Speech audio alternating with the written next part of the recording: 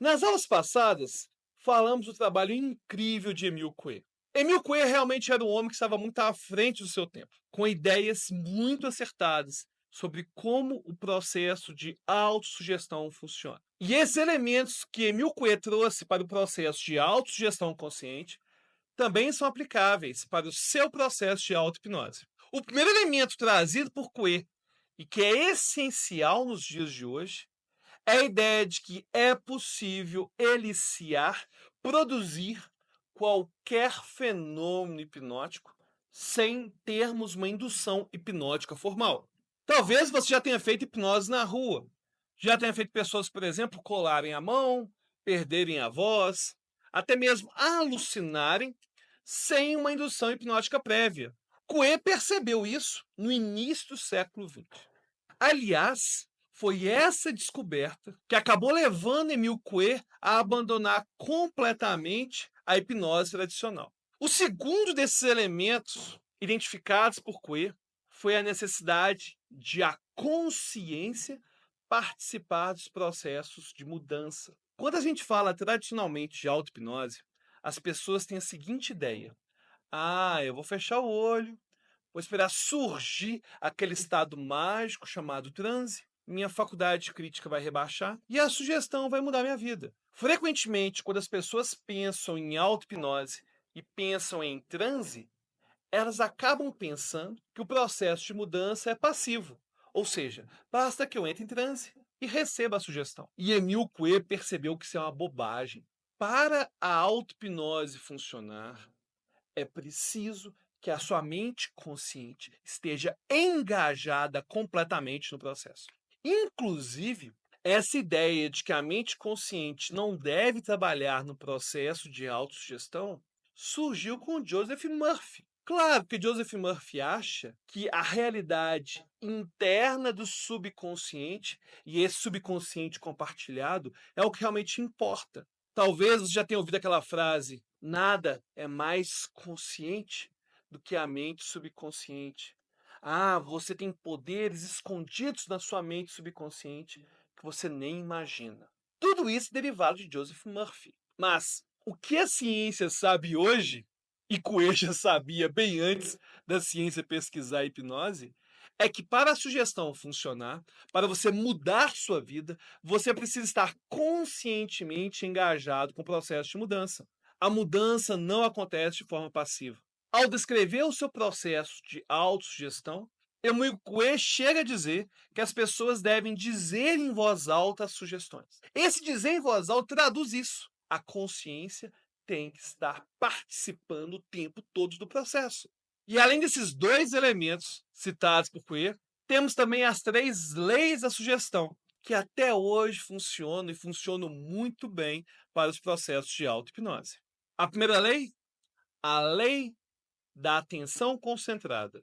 As ideias sobre as quais a sua atenção se concentra acabam tendo seu poder ampliado. Você já deve ter ouvido aquele papo do copo meio cheio, meio vazio. Você tem um copo pela metade. Para o otimista, ele está meio cheio, para o pessimista, ele está meio vazio. É sobre isso que a lei da atenção fala. A ideia que você se concentra acaba se apoderando de você.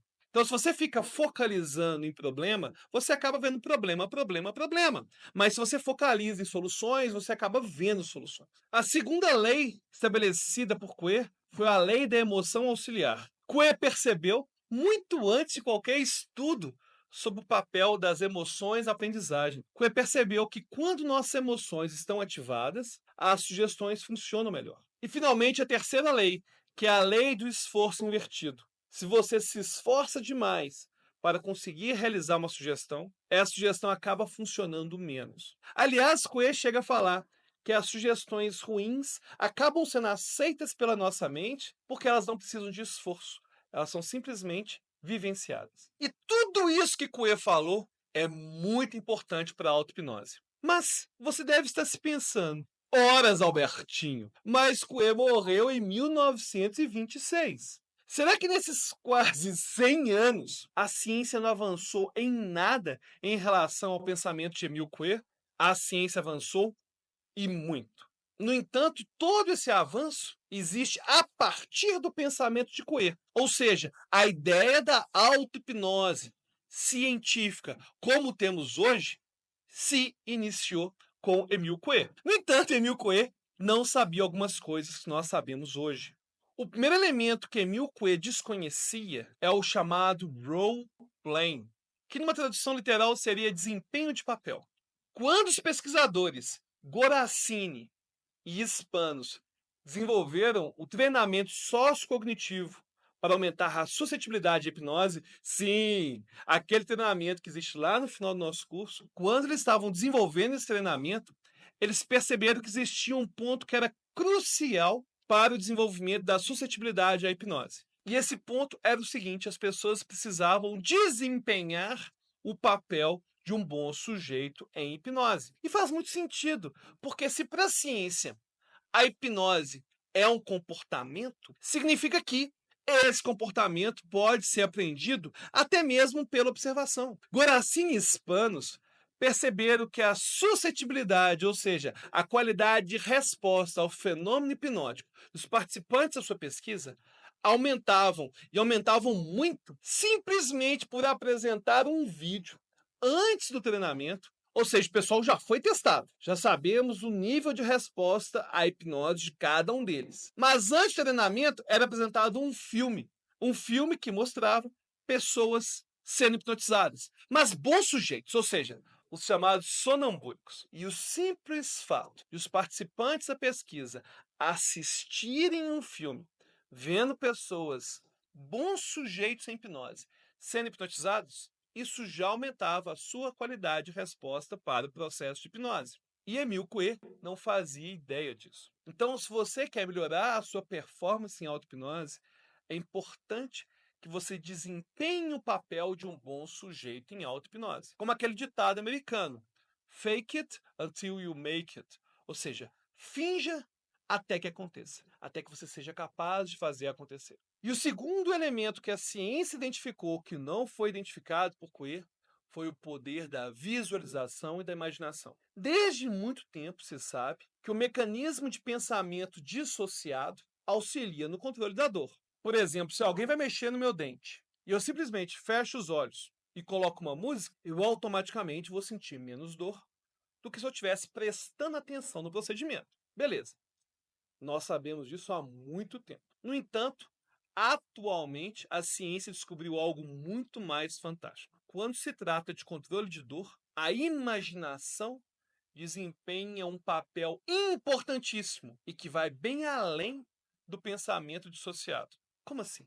Se você fechar os olhos e eu simplesmente colocar uma música ou colocar para você prestar atenção em outra coisa e eu picar seu braço, você vai sentir menos dor. Agora, se você fechar os olhos e imaginar que essa mão, que esse braço está anestesiado, seja imaginando uma luva anestésica, ou seja imaginando um gelo, a analgesia fica muito mais intensa. Ou seja, para o seu cérebro faz diferença aquilo que você imagina. Se você vai controlar a dor e simplesmente fecha os olhos e pensa em outra coisa, você vai ter menos sucesso do que realmente imaginar uma luva anestésica ou um balde de gelo.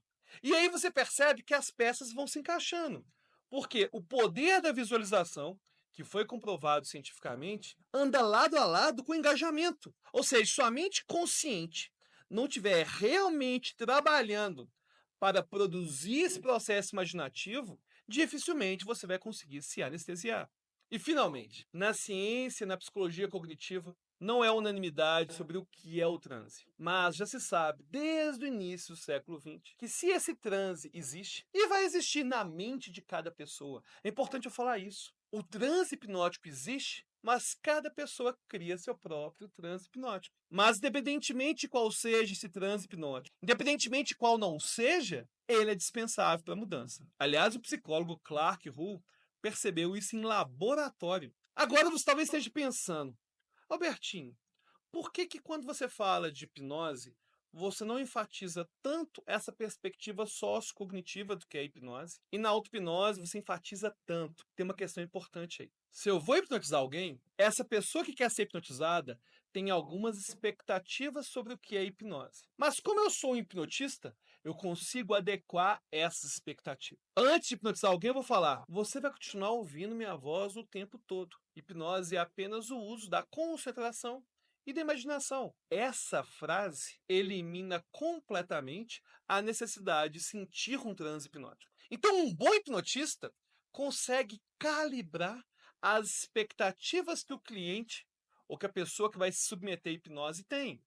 Horas, e na auto-hipnose? Gente, na auto-hipnose você é o hipnotista, mas você também é o sujeito. Então, se você tem uma expectativa do que é transe hipnótico para as pessoas que você já hipnotizou e aplica essa mesma expectativa em si mesmo, vai existir uma incompatibilidade. Uma coisa que é bem curiosa: costuma ser muito mais fácil ensinar a auto-hipnose para quem nunca ouviu falar de hipnose do que para hipnotista. Porque o hipnotista já hipnotizou um monte de gente. Ele já viu gente virando o olhinho, já viu gente tendo reação vagal, já viu gente desligando o corpo completamente, já viu gente virando dragão. Então a expectativa que o hipnotista tem em relação ao processo de auto-hipnose é absurda. Agora, a pessoa que nunca hipnotizou ninguém, ela está com a mente muito mais limpa e ela consegue iniciar o treinamento de auto-hipnose simplesmente focando naquilo que é transe para ela. E aí? Tá gostando de entender essa perspectiva científica, sociocognitiva que é a hipnose? Deixe sua dúvida, comentário e até a próxima aula.